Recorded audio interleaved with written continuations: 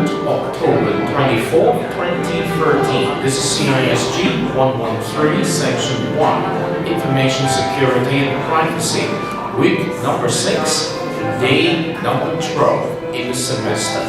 Let's get started for today. Good afternoon, welcome back to the class this afternoon. We're going to get started today's class, October the 24th, 2013, CISG 113, Section 1, Information Security and Privacy. Welcome back. If you have been noticing the forum discussions today, I have already released the student experience questionnaire results. And in this class I get 13 or about 13 students fill up the 15 or 13 fill the questionnaire. That means out of the class of 20 something, some of you did not fill up the questionnaire. Well, I hope you get more engaged into the class by filling out the questionnaire. So in a minute, I'm going to walk you through some of the results. But today, we do have sharing in the second half hour, and we do have meetings time with each pair of you during today's class in the first half an hour, because it's very important you to get ready to talk with your learning partner to organize yourself for the second learning contract. And I'm going to reserve the first half an hour to finish discussing with you the topic of this week, web attacks and internet vulnerabilities. And we have discussed a little bit more on ethical issues in hacking and cracking. So, without much ado, let me remind you, in each week we have the reading list for the week. So, for next week's sharing, you must select a topic from the reading list of this week. Okay? So, you need to select a topic from the reading list of this week for next week's pair discussion or pair sharing. And for today's pair sharing, definitely your topic must be selected from last week's. And by observing some of the responses from your questionnaire, I believe I must remind you, okay, if you go to each week, okay, you can see that for each week it is associated with a learning contract, okay? So in the first 4 weeks, the learning contract is number 1, it's inquiry-based learning, and in the second 3 weeks, that is week number 5, 6, and 7, it is related with learning contract number 2, and it is self-regulated learning. Now look very carefully. If you do not use the resources I provide you here, I cannot help. Look, at the end of the first block, okay, you can already see immediately after reading for the specific week, you have an item called Learn and Practice for learning contract number 2. And in the first learning contract, you also have an item which is called Learn and Practice for learning contract number 1. Now, this particular item here is installed because a lot of you are transitioning from what we call a teacher-centered educational model to a learner-centered educational model. You believe you need help because I'm exercising this class while wanting a mode which is quite different from lecture-centered teaching. Okay, so you do not always see me walking in front of you giving a lecture. Rather, we are using the class time to do discussion. But if you're so much used to teacher-centered teaching, you need specific teacher's guidance to guide you. You need to come back to Learn and Practice for learning contract 2. The same in learning contract 1. A lot of you have made use of the same resources in the first learning contract as I have observed. But if you forgot this very important item installed for you called Learn and Practice for learning contract number 2, go visit it. Every single detail you need help, you can get it from there, unless you do not visit, okay? Do you see the item here? There is an item called Learn and Practice for learning contract 2. It's there from the beginning of the semester, okay? If you do not visit it, you will not get the help that you expect from a teacher, all right? So this is something I would like to make sure that you are being reminded of. Make the best use of it, because when I check the learning analytics, unfortunately, well, it's also maybe it's a good news, not more than half of the class, make the best use of that. Well, for me, it's good because you're transitioning to the new mode of study. But for those of you who need help, you definitely come to visit it because it's a very well-organized materials over there. In a minute, I'm going to walk you through that. But first of all, let's come back to today's class. Our focus today is on web attacks and internet vulnerabilities. Now get ready your A4 piece of paper, forward into A5 so that you can take some notes. First, I would like to walk you through the basic understanding of a web, okay, World Wide Web. Okay, get some minutes together in your table. Oh, may I invite you? You're not allowed to sit together yet. Your pair need to be moving there because we're sitting pair by pair, okay? So make sure you know that. All right, we want to make sure every pair has a table at this point. Okay, are you ready? So, right there. Yes, thank you very much. We have enough table today. So, let you be seated first and then we get started. We're going to walk you through systematically the ideas that we're going to introduce. First, a quick message from Common Craft. 3 minutes. This video comes in versions designed for use in training and education. Find them at commoncraft.com. Have you ever wondered, when you visit a website, where those words and images come from?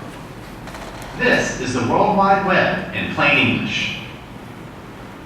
These days, as long as we have an internet connection, using the web is pretty easy. We can visit billions of pages on things from pet alligators to the weather in Holland. To help figure out how it works, let's pretend we can get really small, follow the wires, and explore what makes the web work. In order to get to the web, we need a connection from our home or business to the rest of the online world. This usually happens through the phone or cable lines, or even satellite. This connection means that information from around the world can reach our computers. If we could see the connection, the information coming through it would look like little packets of code. It doesn't make sense to most people. We need a translator, something that turns the packets of code into words and images we see on a website. For this, we use a web browser. It translates the information and makes it useful to us. But that code has to come from somewhere, right? If we could follow it to its home, we'd see that it's coming from another computer. Not a regular computer, but one that's built to make web pages available. It's called a server. The words and images that appear on our screen live here in the server. If there was only one server, this would be simple. But there are millions of servers and web pages. We need a way to find a specific page on a specific server. We do this with web addresses. Each server and website has a unique one.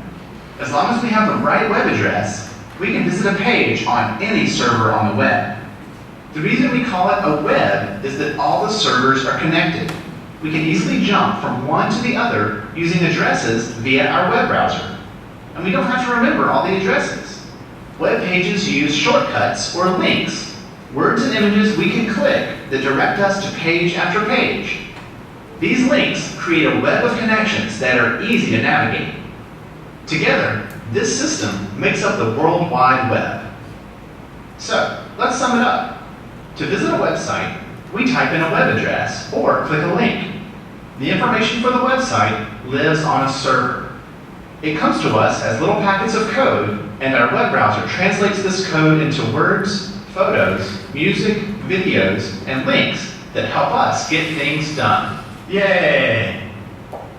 I'm Lee Lefevre of Common Craft, and this has been the World Wide Web in plain English. Now I'm going to Do you need this for work? Find presentation quality, unbranded versions of all Common Craft videos at commoncraft.com. Now you have 2 minutes time to summarize the learning from this 3 minutes video.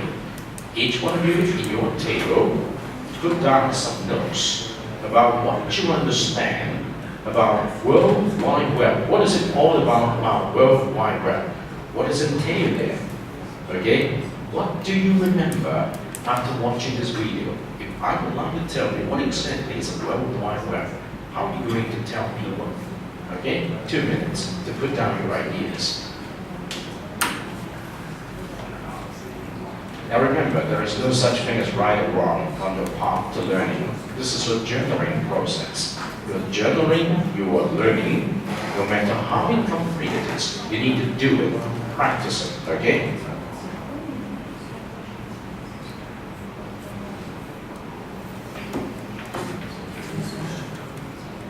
I'm going to time you, so no matter how incomplete your notes or journaling details are, worry not about this. Just put down something like an A5 piece of paper.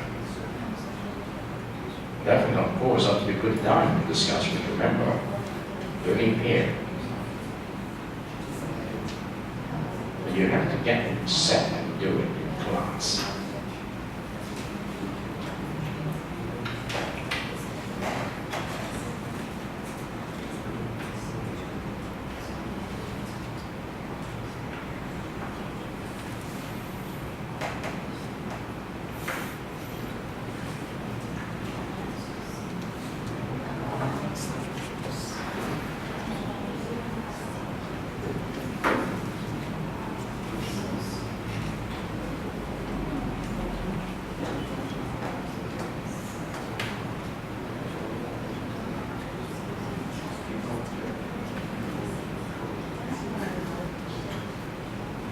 So in about half a minute, I'm going to show you another video, which is about the differences between the intellect and the World Wide Web. Okay?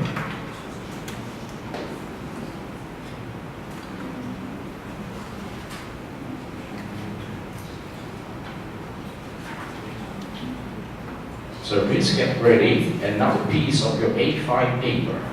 Get set and start listening to the second video.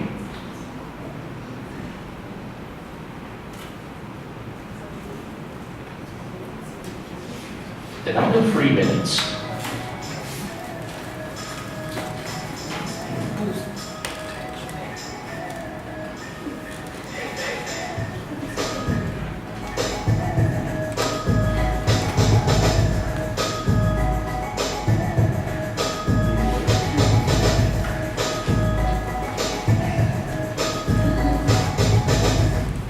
Hey, what's going on YouTube? It's Bruce Tech here, and today I'm going to be talking to you about the internet and the World Wide Web.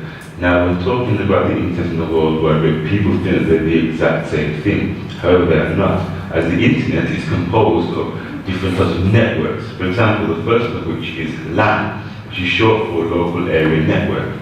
And what this basically, where you may basically find this is in your home, in colleges, schools, and small businesses. And then the next stage is something called WAN, and this is called Wide Area Network, and you find this between two different sites.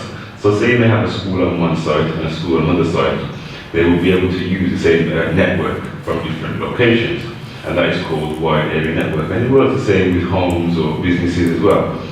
And then something that the government have newly established, which is called MAN, which is Metropolitan Area Network, and it's in between different, organizations, so different groups of schools, businesses, and homes, all connected to one network.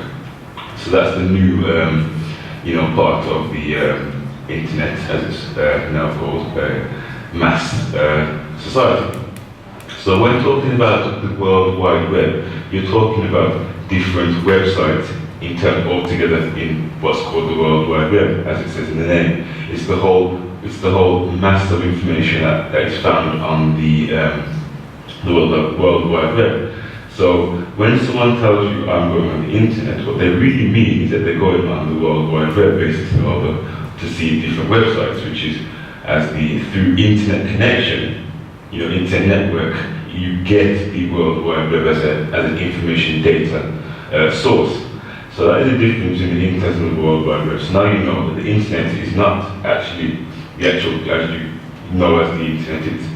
It's composed of certain networks, which is LAN, MAN, which is the massive one, and WAN, which is the one between LAN and MAN. So and then you've got the World Wide Web, which is what you view on, where YouTube's found the World Wide Web. But to get to the World Wide Web, you require internet, which is what cross-links all the networks together. So I hope that's cleared things up for you between the difference between internet and World Wide Web. So thank you for watching. This has been Bruce Tech here. Where it comes to subscribe and have a pleasant day. Bye for now. So here you go. You got a very interesting person telling you his understanding or his interpretations between an intellect and the World Wide Web. So, following the information you collect from the first video, now on top of that, you have the second 3 minutes. Now I'm going to give you 2 more minutes time to organize your discovery about what is entailed in an intellect and what is entailed in the World Wide Web. What are the major differences between the two?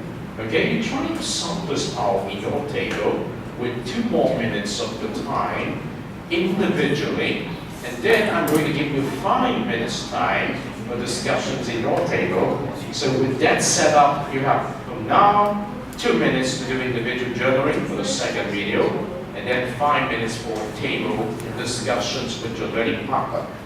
Okay? Integrate your learning from the 2 video piece.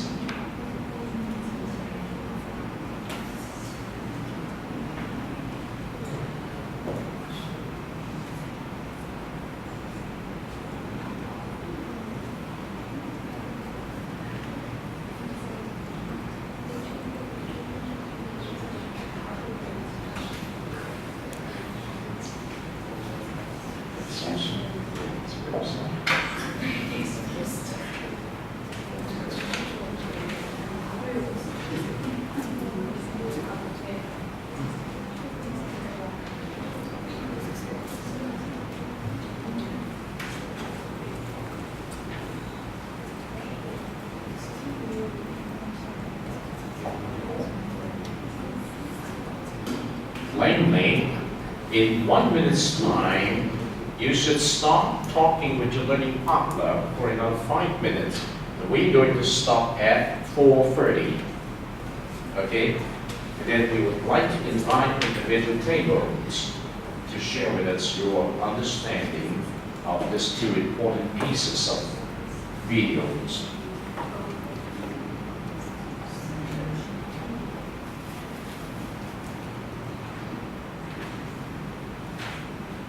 What have you discovered? What is entailed in the intellect? What is entailed in the World Wide Web? What are the major differences between the 2?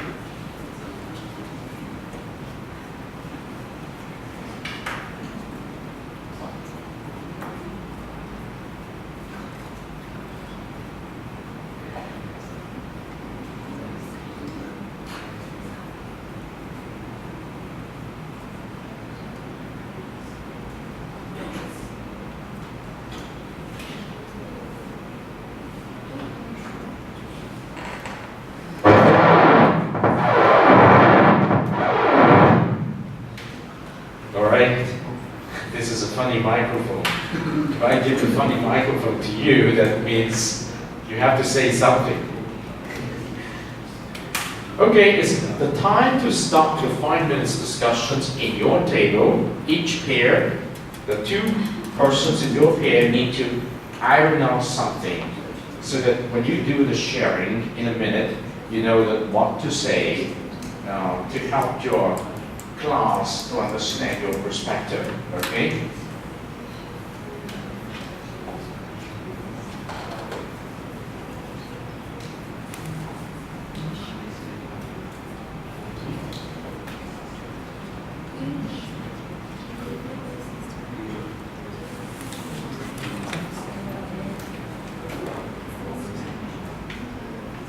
To two very common terms that we use almost every day. But do you discover the differences between these two items, the internet and the World Wide Web? So with the two videos ahead of you that you have already watched it, what do you discover from the video? What do you discover from the video which could enable you to use the information to help us understand the differences between the two? In what ways?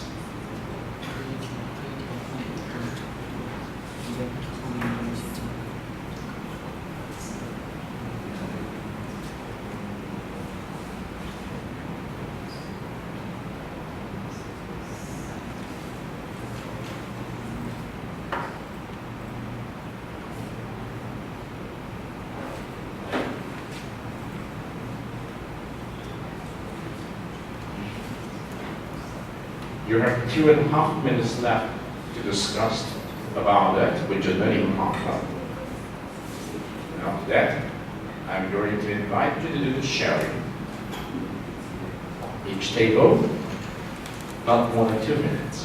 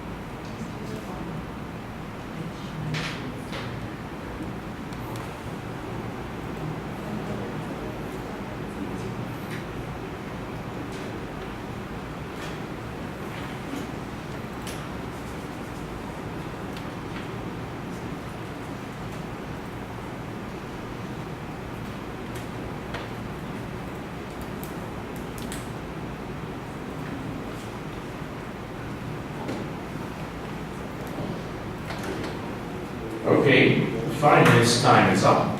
So may I start with the table on Joy's table? So Sophie and Magnolia, could you help us to understand more about your ideas? I can come to help. I'll give you a microphone which works. I'm sorry for that. Yes. Thank you. Hello.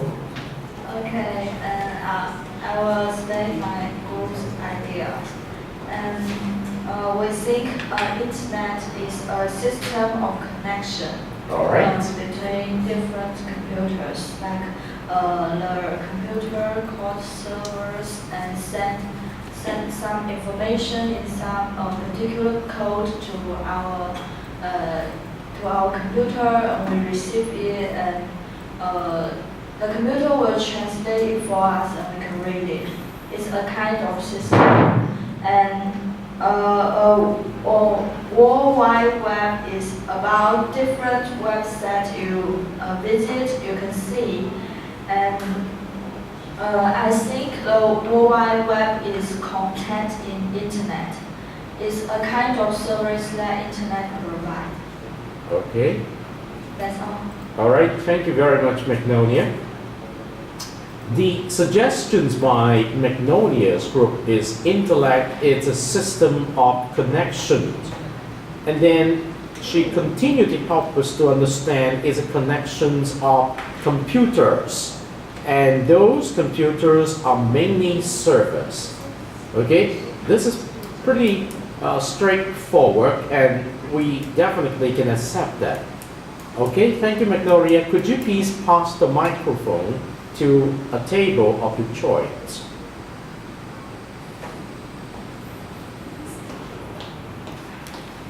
Yes, here we go, Kathleen's table and Garland. Yes, could you share with us your understanding from the video? According to the World Wide Web is a system of interlinked hypertext documents accessed via web pages that may contain text, images, videos, and other multimedia, and navigate between them by hypertext. Yes. The difference between World Wide Web and the Internet is that I think, we think, Yes, feel free to say it. Yeah. the Internet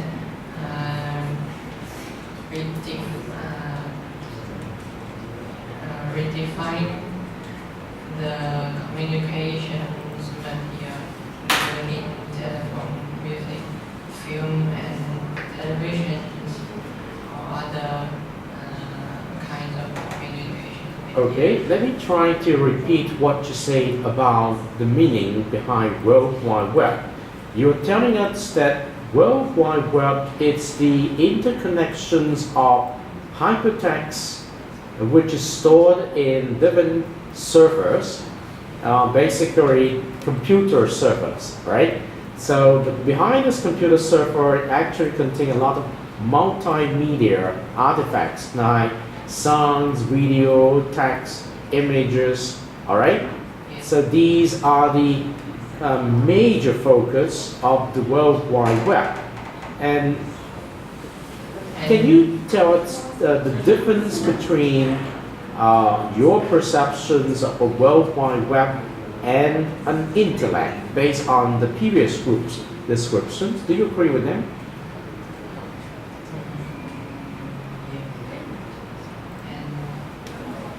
Yes, I think you're doing a very good job, Gavin. Don't worry much about it. Do you have anything more to add? No. Okay, could you pass the microphone to one table of your choice? Thank you, Chavito. Yes, feel free to say it because we're trying to discover the differences.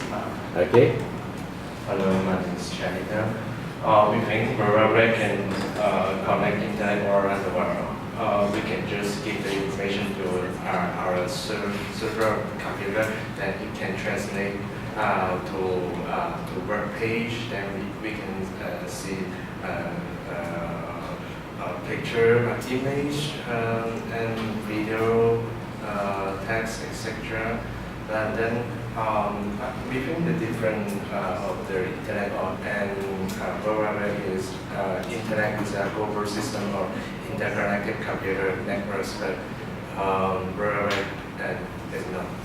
Yeah. Okay, I think you make a very good point, and I think you hit it. Intellect is very much physical interconnections of computers. They are collected in the form of different cluster computer, which is mentioned in the video. They call it include local area network. Yes. and also the wide area network. Okay, so physically speaking, these are connections of computer systems. They talk to one another, right? And when you mentioned the World Wide Web, I very much like the idea that you use is a web pages server, right? So when we use the World Wide Web, we are referring to the interconnections of the special kind of computer with the capability called web server, right? So because of that, we can actually type in the web address, and then we can access the information managed by the web server. Okay, this is one level higher than the physical networks of computer, right? Yeah. Okay, thank you very much, Charito. Could you pass the microphone to one table of your choice? Which one? Okay, thank you. Here we go. We go to Fancy's table. Hin. Okay, thank you, Hin. Could you help us to understand more from your perspective? We think World Wide Web is talking about website, and it's just like a message word in the internet. All right. World Wide Web is a wide area hypermedia information retrieval initiative to give universal access to large universe of documents. Okay. And World Wide Web provide many information for us, such as pictures, video, links, etc. Okay. We can get many information from all over the world. And we think internet is the connection of information, resources, and the sharing of resources. Okay, that is a very general and valid statement. True. Thank you. Ian, could you pass the microphone to one table of your choice? Thank you, Lexi. Thank you very much for your perspective. We all are ears.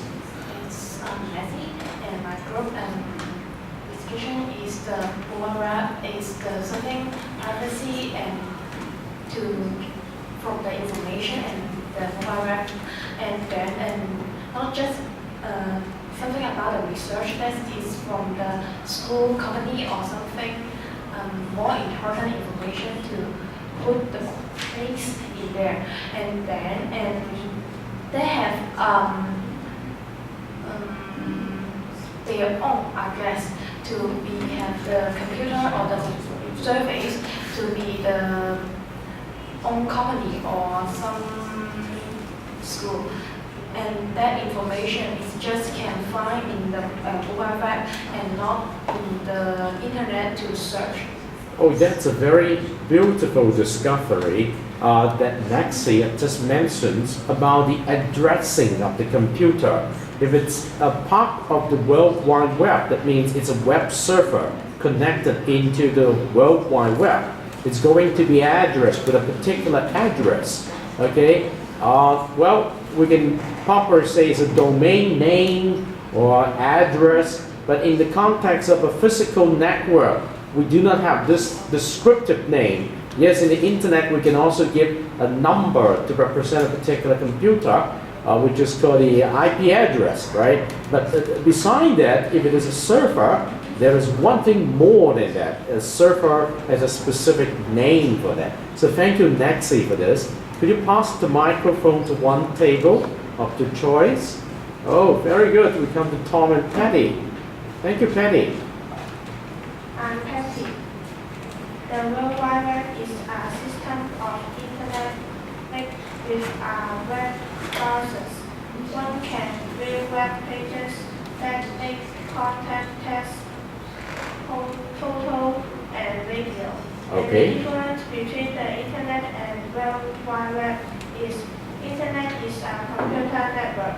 Okay. It connects millions of computers together, and World Wide Web is an information sharing model that is built on top of the internet. So the web is just a portion of the internet, but two terms are not same.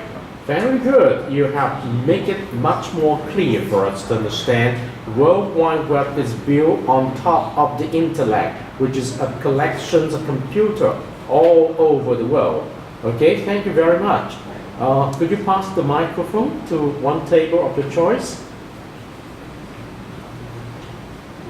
Thank you. Lena. Testing. My name is Leila. Okay, from the videos, we know what is the World Wide Web and how does the World Wide Web work. What can we do on the World Wide Web? What is the difference between the World Wide Web and the Internet? Okay. The World Wide Web is a system of Internet servers, and the Internet is millions of computers together, and it's different.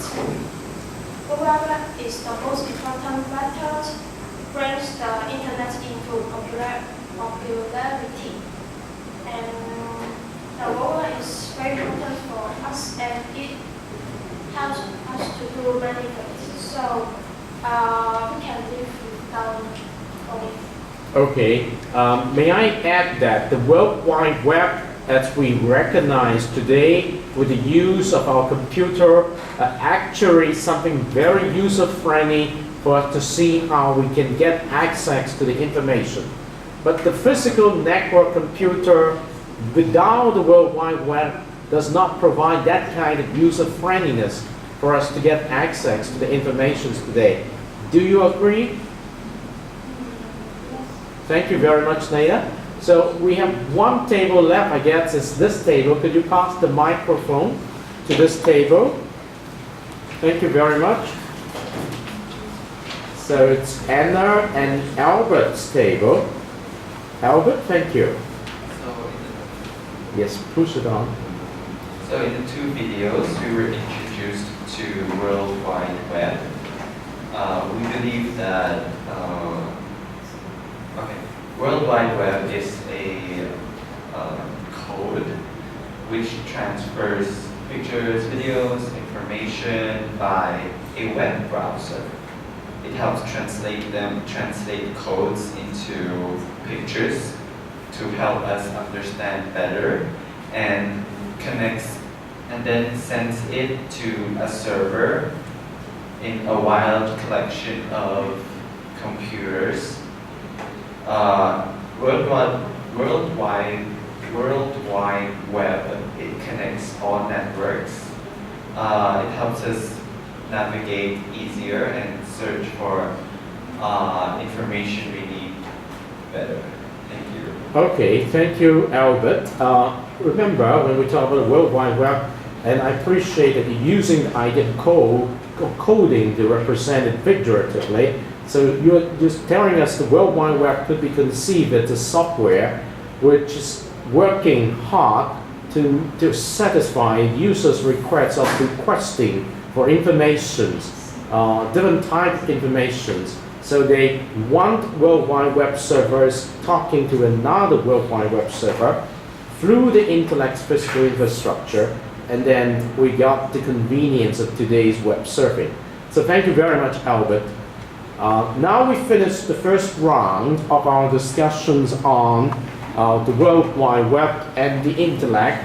So normally we should carry on with the second very important item of today, which is the Intellect versus the web vulnerabilities of web-based applications. That means from the Intellect point of view, they will definitely have vulnerabilities. From the web point of view, we also could discover vulnerabilities. But no matter which one we are talking about, as long as we're using the Intellect or the World Wide Web, we're actually using software, okay, as mentioned by Albert. And when those softwares are vulnerable, we are subject to attacks. And the result of such attack, that normally we call hacking, will be the loss of information or some destructions of our software system. True. So before I give the time to today's pair to share, I want to walk you through this 3 more minutes of the Intellect and the World vulnerabilities for this very important lessons today.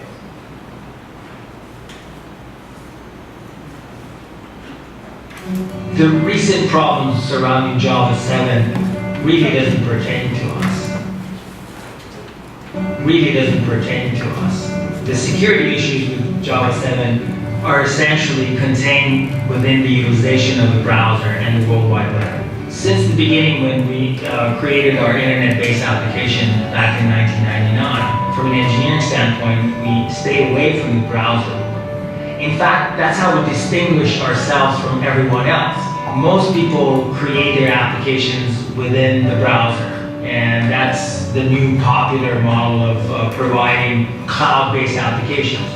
Whereas our idea was to create a private, use the internet, but use a private tunnel to connect to our data center, not the World Wide Web, not the browser. And for the exact reason that the browser and World Wide Web are accessible anywhere and everywhere to anyone. And that's why it's popular with hackers. And most of these attacks actually happen through a browser. Why? Because it's quite accessible. Whereas with our technology, you don't have to constantly deal with all these vulnerabilities that pop up from time to time. So this is a very soft, about 1.2 minutes video.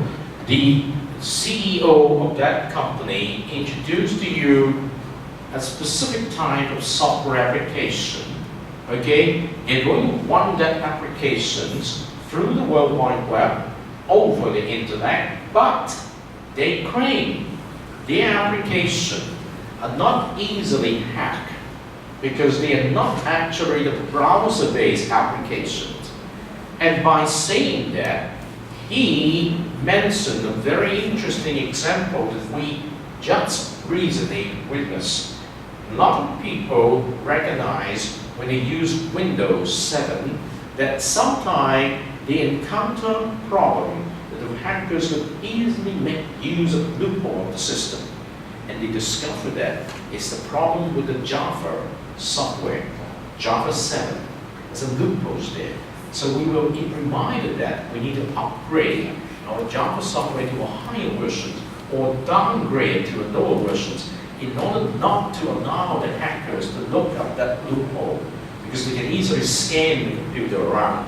And if they discover, oh, your system is using that kind of versions of Java, then you can easily send a bomb there and attack it. And in this particular soft video, the company is called what? Do you remember? And then the CEO advertised the strength of the software, which is able to prevent vulnerability through the browser-based applications, because they're not using that.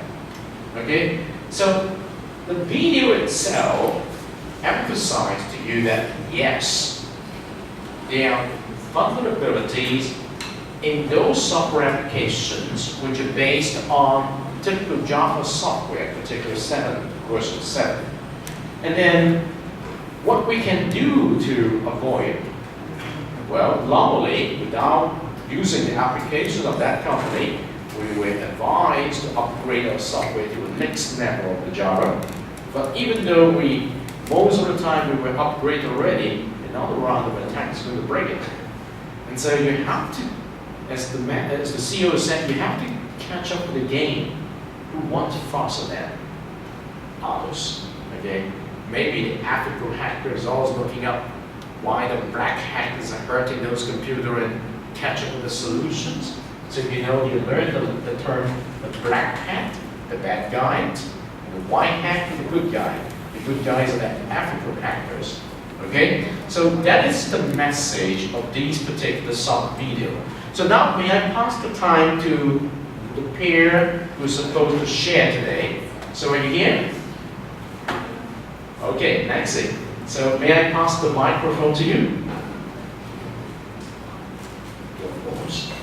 Actually, you can upload it to the discussion forum earlier than today, but now you can come to make sure that the PowerPoint works.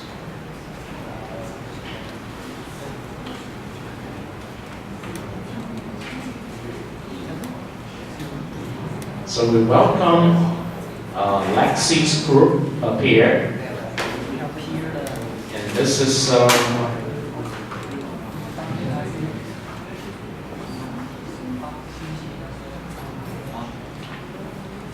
Lexi, next time you need to name the pair, okay?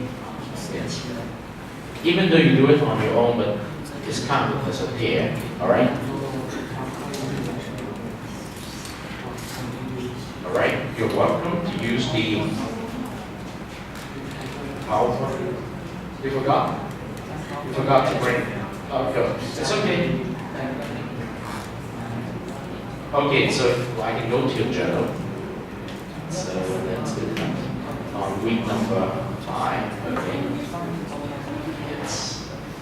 That's the reasons why the journal is very important. So, get the first one, right? So I let you know in mind. We can use this one actually. Hello? I give you time to next now at most 5 minutes. So let me be the cameraman. Hello, are you ready? Okay, I'm Leslie, and my share is talking about the bird attack, and my passage reading is talking about the bird advertisement attack. This is the easily attacking with the internet, and that is some hacker is using the advertisement to make the people. It does not seem to work, so I'm going to pass the microphone to you.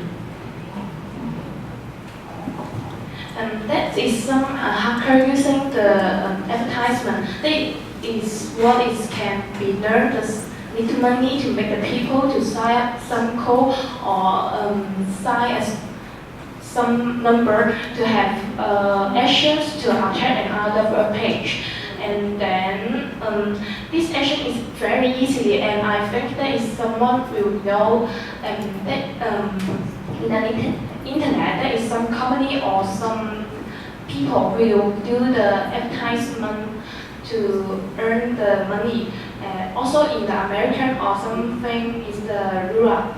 And then maybe I'm talking about the thing is some not clearly, and I have prepared a video about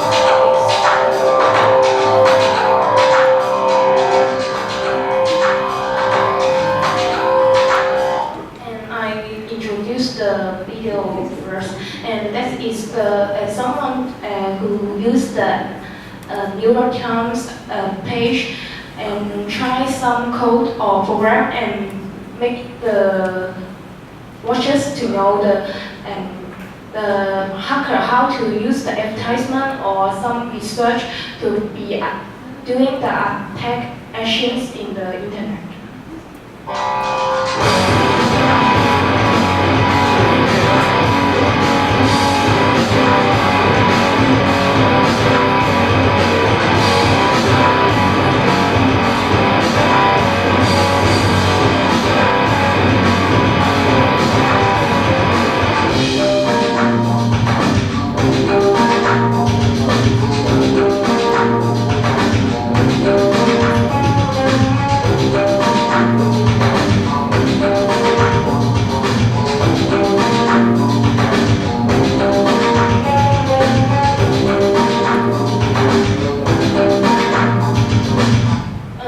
The second part is almost like that. That is copy short code or a short program in the research link to find some information or check another web page, and then back to my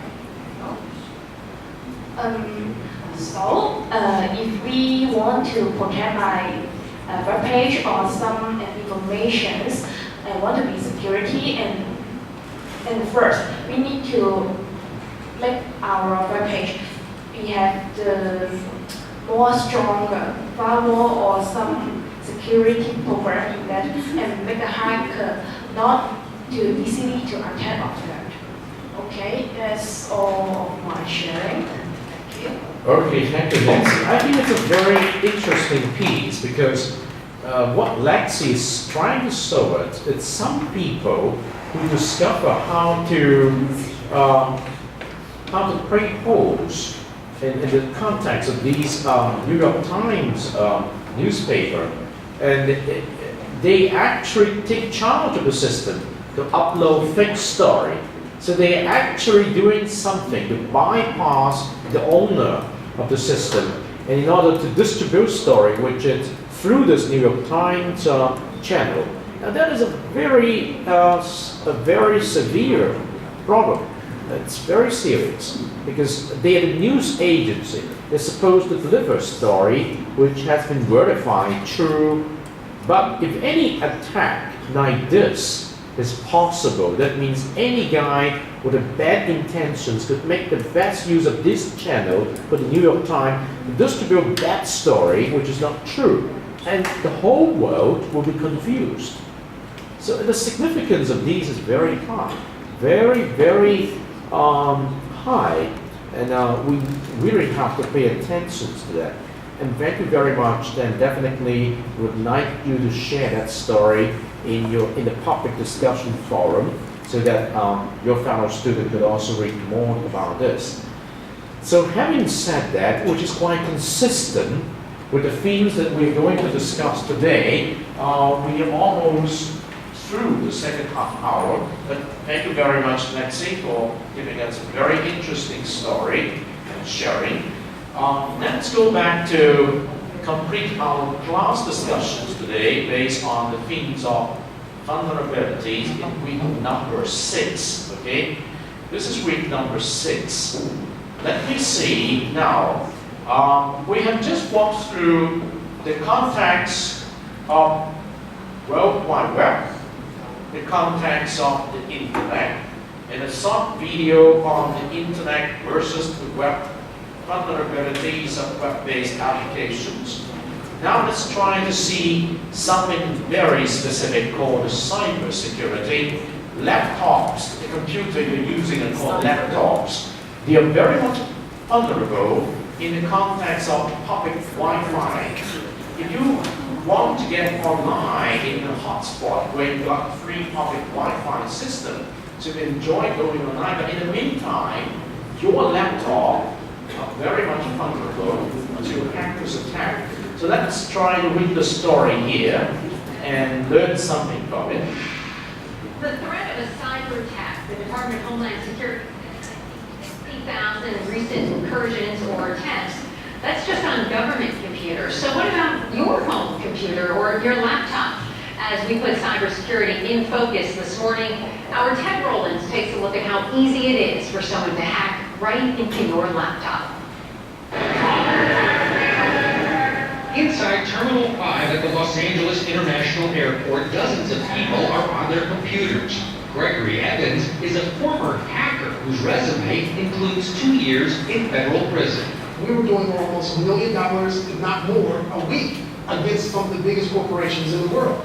We set up at a corner of the terminal so that Evans, who now owns a cybersecurity company, could show us just how vulnerable people are to hackers. I would go and set up a fake Wi-Fi and watch everybody connect to it.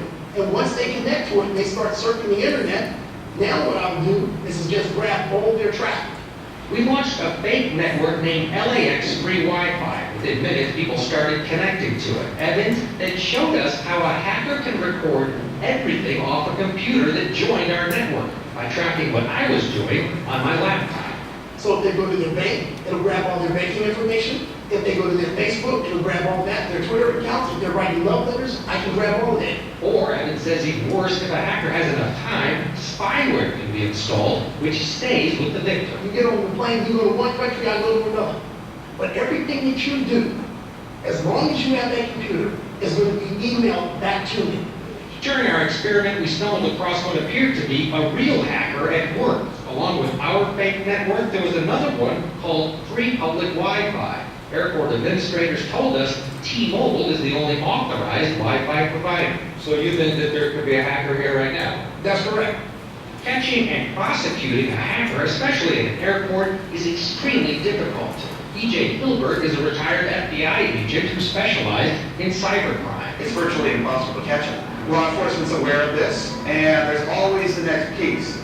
You steal the card, you steal the information, you gotta use them somewhere. And that's when you start getting the real investigations going. Experts say there are a few things you can do to protect yourself. If you're at an airport or a public spot, find out who the Wi-Fi provider is and use that. If it costs some money, pay the money. They also say change your password every now and then and use different passwords for different accounts. Another tip, turn your computer off when you're not using it. And if you do go online using a public Wi-Fi, keep in mind that someone may be watching you. You don't know if you're getting on a true Wi-Fi or you're connected to some hacker's network, right? You don't know if you're connected to me or if you're really connected to the airport. Tech Moments, CNN, Los Angeles. So here you go. Did you see the tricks here? So whenever you go to a hotspot, in Macau, we are going to have close to 200 hotspots, I guess. And in each hotspot, that you believe that you have free Wi-Fi access. So you go there, you turn on your computer, whatever free Wi-Fi in the state, just capture it, and you go online, and you believe you are using internet free of charge. But that is exactly the trap mentioned by the TV video, right? And if you're a hacker, I just set up a free Wi-Fi system there. People believe it is free. They come to use the free Wi-Fi system. And just because of that action, I'm just like a fisherman. I set the net and all the fish will come here. I grab all your data. Okay? Do you see the interesting thing about that? Now, implications. Now, is there something wrong with the internet or something wrong with the web? No. They are using all the possible legitimate means. If you come here, you become a victim because you don't recognize it. So normally, so now that we know something like this happened, I would like you to think about that. What kind of strategies or measures you can put forward in those hotspots in order to awaken people with laptop, computer, even iPad, whatever it is, then watch out. Someone might be fishing for your information. Okay? Think about this in 2 or 3 minutes in your table. All right? What can you do with it? Maybe you got the solutions already. I was told several solutions. Okay? I think it works. What do you think? Something you can do in those free Wi-Fi areas, like in the airport, in the terminals, or in cafe, even McDonald's, whatever it is. Whenever they say we have free Wi-Fi, what can you do to protect the laptop being fished in such a way you lose your private information? Think about this. I'll give you 3 minutes now.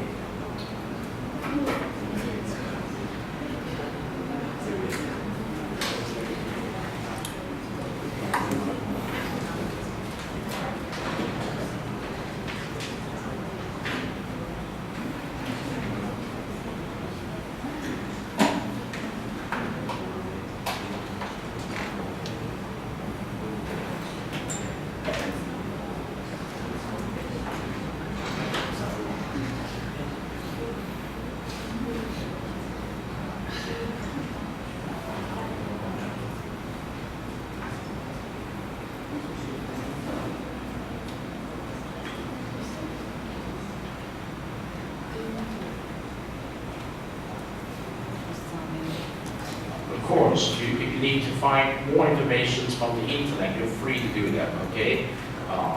This is very much encouraged when you do the discussions with the regular partner.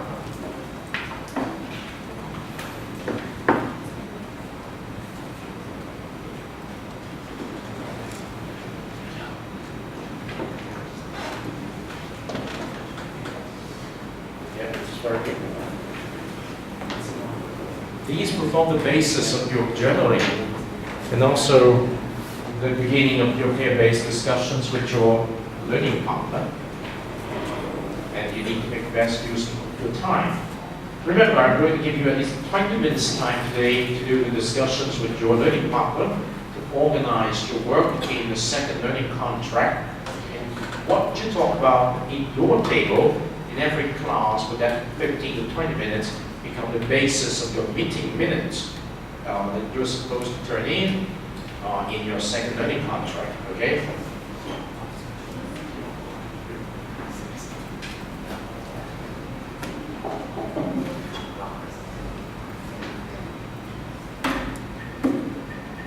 Hello? Yes, yes. Thank you very much.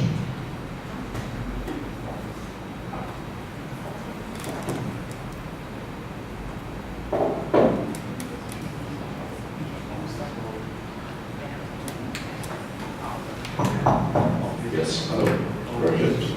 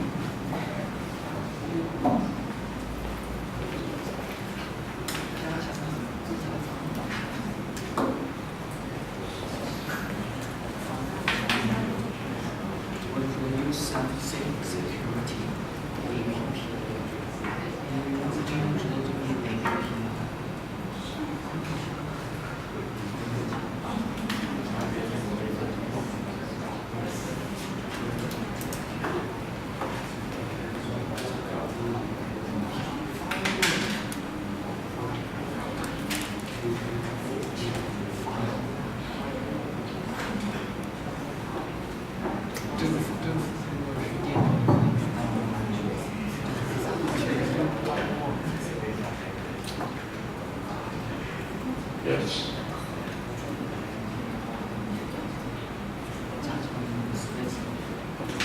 Okay, let's try to turn the camera to the first table to offer some ideas. So, Kathleen Stable, yeah, do you have any ideas you could share with us to avoid being hacked into when we're using free Wi-Fi with laptops? Okay, I think we just connect those recognized Wi-Fi, and then it is okay. I think those unrecognized Wi-Fi not. Yes, I think you've given a very good suggestion. Use those free Wi-Fi network as suggested by the public hotspot. Yeah. Do not use any other, right? So just be careful. Just like when we shop around, we buy from those shops with a proper label that this is a sincere shop, right? Yeah. Okay, thank you, Gavin. Could you pass the microphone to one table of your choice?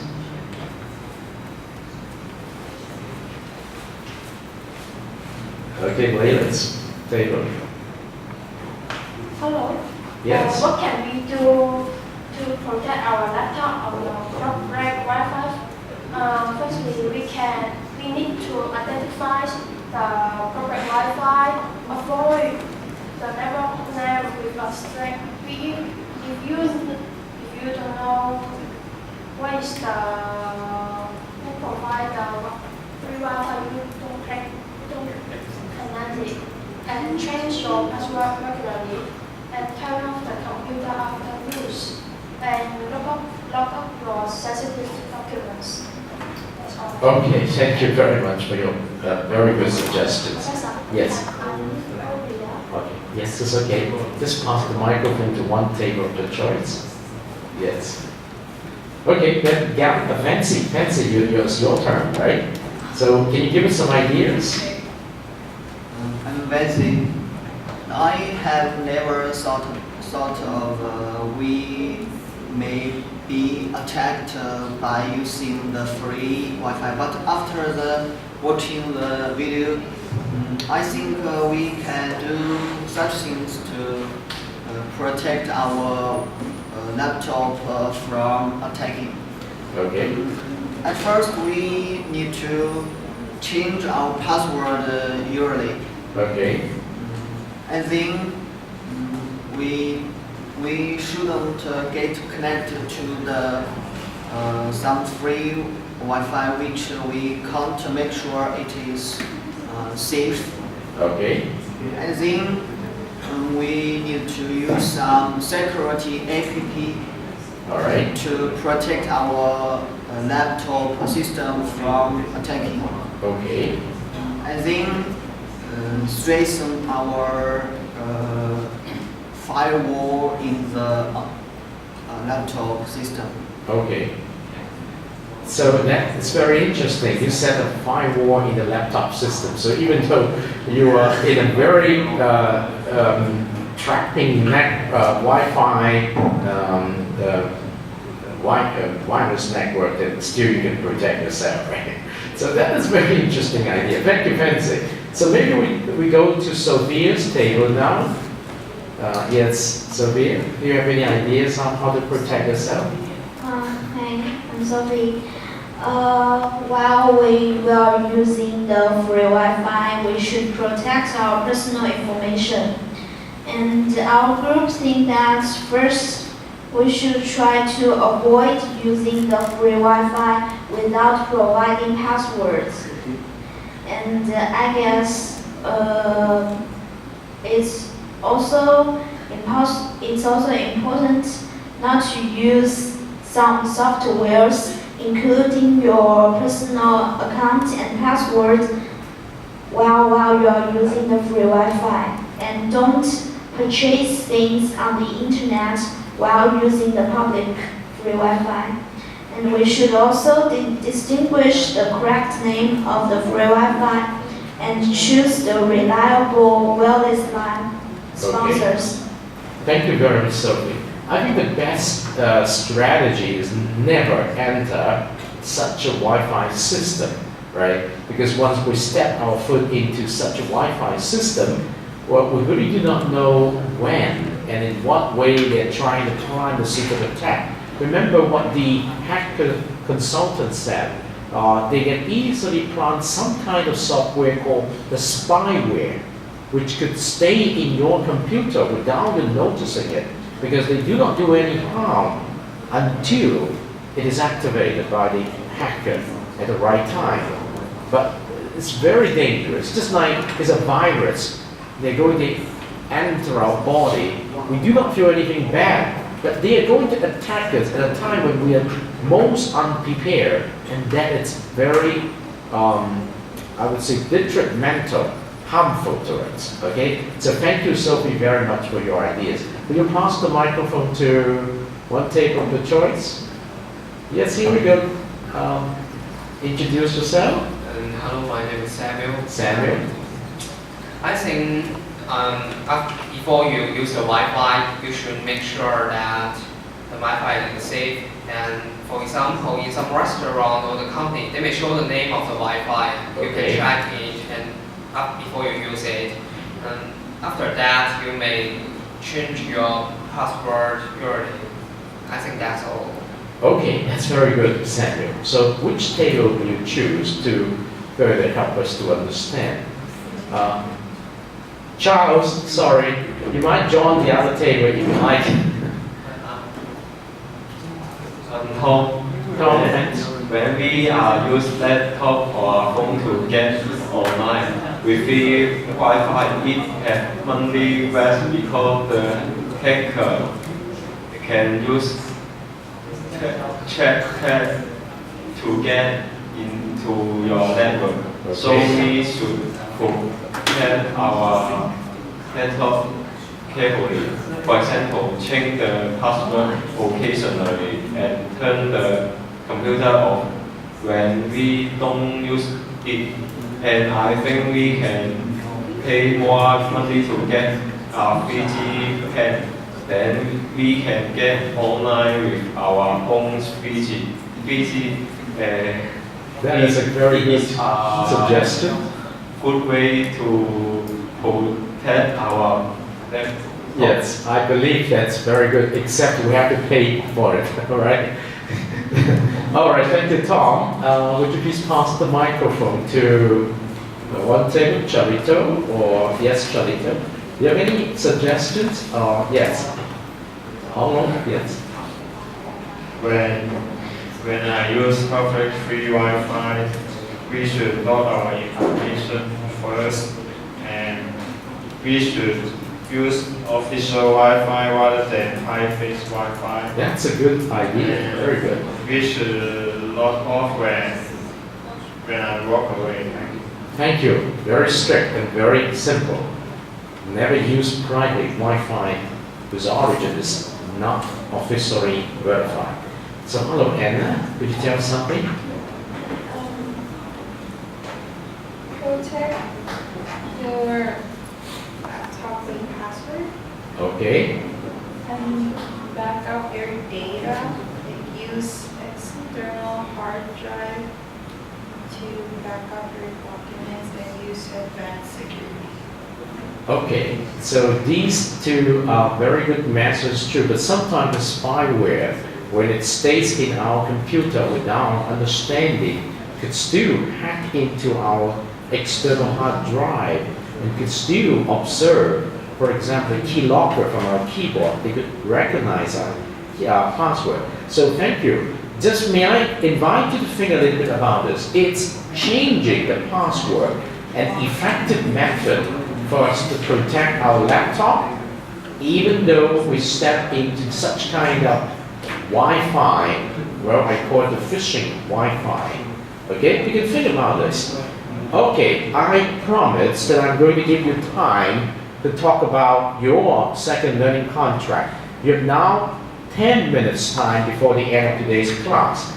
But in the meantime, let me show you where I put the results of the student questionnaire, the student experience questionnaire. It is basically in the social discussion forum for the whole semester right here. So remember, we have a social discussion forum here at the very top. So right here, I put the result of the student questionnaire. We all together just got 13, okay, of this class.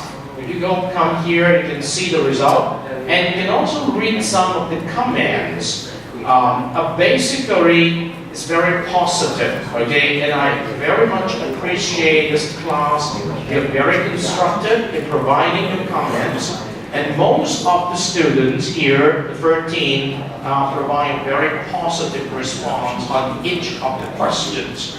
Definitely, we will have a student who will say, no, I disagree. I welcome things like this. When I look at your comments, I will try to learn from your feedback and try to see how we can adjust the class policy much better for your learning.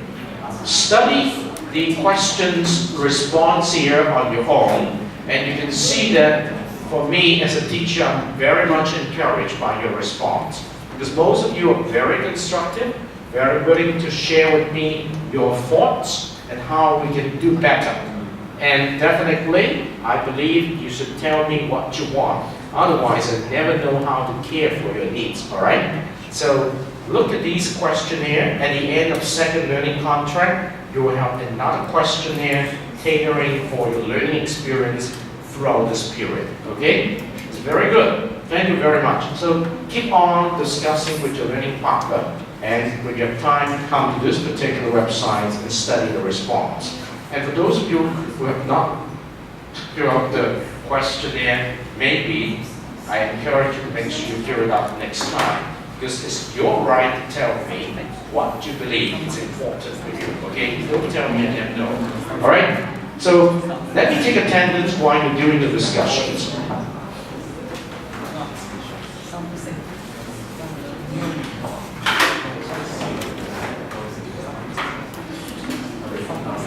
So Alvin is here, Anna is here, Maurice is not here, Nancy is here, Long Fong is here, Kathleen is here, Fancy is here, Ian is here, Tom is here, Thank you, Tom. Charles is here. Lane Nam. Lane Nam, are you here? Lane Nam? Nate Lam, are you here? Not here today. Lena is here. She left early. Patty is here. Garland is here. Sophie is here. Chalito is here. Wang Day is here. Joyce is here. Magnolia is here. Roy, are you here, Roy? Roy is not here today.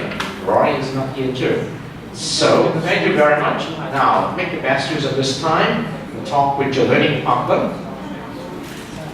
That will become the basis of the meeting minutes.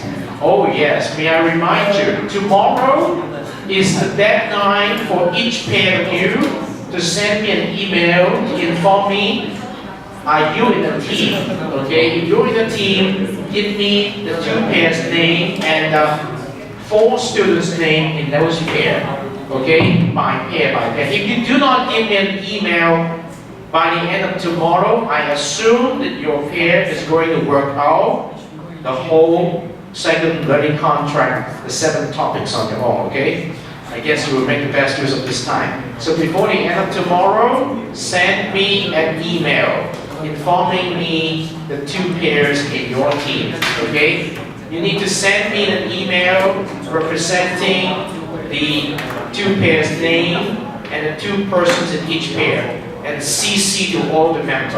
And CC to all the members, remember. If you have 4 members in your team, that means 2 pairs, 1 person send me the email, CC to the other 3 persons. Okay? CC means also send a copy email to the other 3. Okay? Your team is already set. Yes, I know that. Yes, good enough. Yes, you need to send it as a procedure. Okay? Thank you. Thank you very much. So I think that's it for today's class on CISG 113, Section 1, Information Security and Privacy, on October the 24th, 2013, week number 6. Stay tuned.